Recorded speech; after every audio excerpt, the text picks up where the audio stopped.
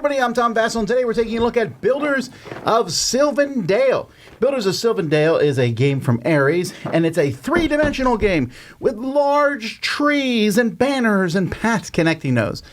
I do like three-dimensional games, so let's take a look at this one. At the beginning of the game, you're going to place bases at the bottom of each tree. Now, all these bases look the same from this angle. But you're going to notice that there's different dwellings of houses here. And this is an issue that I have with this game. There are 4 different dwellings of houses. They look really similar here. This one looks a little different than the rest. I don't understand why they didn't make the windows a different color or something on each one. But you're going to have these out here on the board. You're also going to have a stack, 2 stacks of 8 tiles of your own dwellings in front of you. And you're going to have a hand of cards. Each card shows one of the dwelling types, and the dwelling types match the animal, which doesn't really help you when you're trying to find it on the board. And then there are also tools on these. On your turn, you're going to play a card, put out a tile, the top tile in your pile, and then draw a card. When you put out a tile, the card you play, you're going to look for a building where the top piece is that type. So you're going to spend some time picking these up. To find it, here I found it, that matches that type, and then I add my tile to that. So that's kind of cool, builds a tree, and multiple players can add them. One person can have dominance on a tree, and it's whoever has the most pieces. So here green is winning, but because blue is higher, it's a tie, blue is winning. But if green adds another tile, now green is winning. These trees can't go more than 5 high. Now, if you add a tile to a tree, let's say blue adds this tile to a tree. Well, blue's winning the tree, first of all, but there are already 3 spots, 2 other spots that have that same one. Then blue gets to put a banner on this one, and they will immediately score 5 points, and there's tokens for these points. The other things that you can do is, as you are playing cards in front of you, if you have 3 cards that show the same thing, you can discard those and take an axe or a hammer, or sometimes a bridge that will connect 2 of these together. And each of them is going to score points. Bridges, you'll score immediately, and you get 1 times the tree height if you have prestige there. And when you place a banner, you get 5 points, like I mentioned. But after each player has put out their first 8 tiles, you're then going to score. If you have prestige, which means you have the most tiles somewhere, then you get the number of tiles in that tree. If you have preeminence in a district, you'll notice there are 1, 2, 3, 4, 5 districts here, which means you control the most trees in that district. You get 2 times the number of trees there. And if there's a tie, then you simply get 1. The axes can be used to take the top tile off. The hammers can be used to move a tile. And when you can also have a chance to put the tree top on it, and then no one else can add to that tree any longer. And that is how the game is played.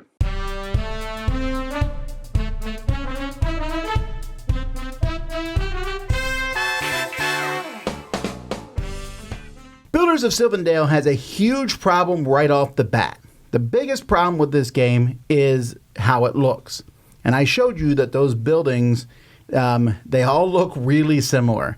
And you are going to be constantly crouching down to look at the top level of each thing to see if your card matches it or not. And what's really weird is the card itself has an animal on it. And you're like, well, that's an easy way to tell them apart.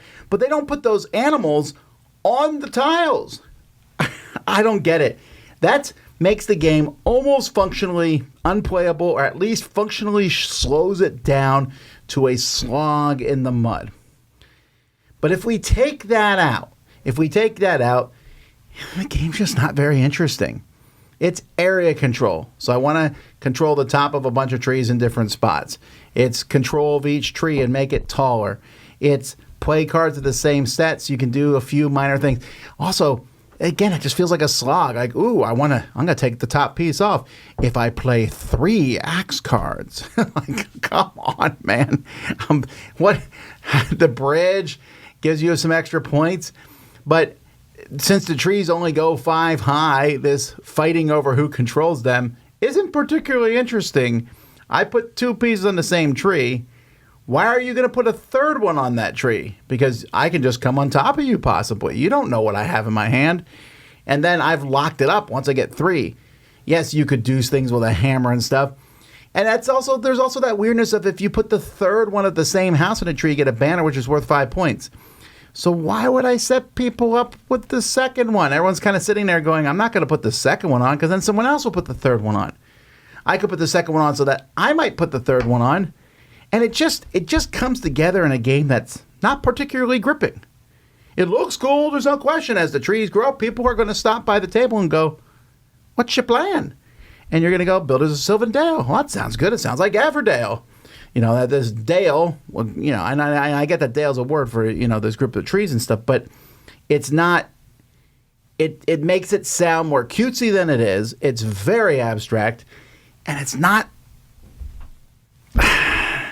you're stuck at the whim of your card. You're collecting a card, looking to see, because it's not an app, they all don't blink the spots that you can put something in. So you have to look at each tree and go, okay, I can go here, here, here with this card, here, here with this card, and here with this card. And this is the tile I'm putting on top. But also as I play the card, I'm going to think about the tool because I want 3 of the same tool. So this one makes the most sense. That's not stuff that people come back and go, woo, I had a good time with. So I just can't really recommend Builders of Sylvan Dale. I got to give this one a 4. I probably would give it a 5, but the 4, it goes down even lower out of 10 because it's so hard visually to play. I mean, even if I was able to raise the game up to this level where I could look straight ahead, I would still have to rotate the board to see it. And this is one where the form definitely destroys the function of the game. What excitement there is in of the game. There are better area control games. There are better games that look neat too. So this is one I think that most people are probably going to want to pass. The Builders of Sylvan Dale. I'm Tom Vasel, and you've been watching The Dice Tower.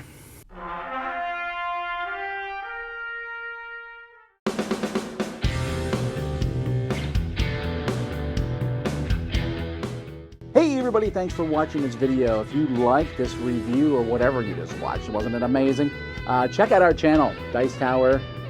We have all kinds of things. We review games, we do top 10s, we play games live. It's all about board games, but especially the people who play them. Check out Dice Tower YouTube channel.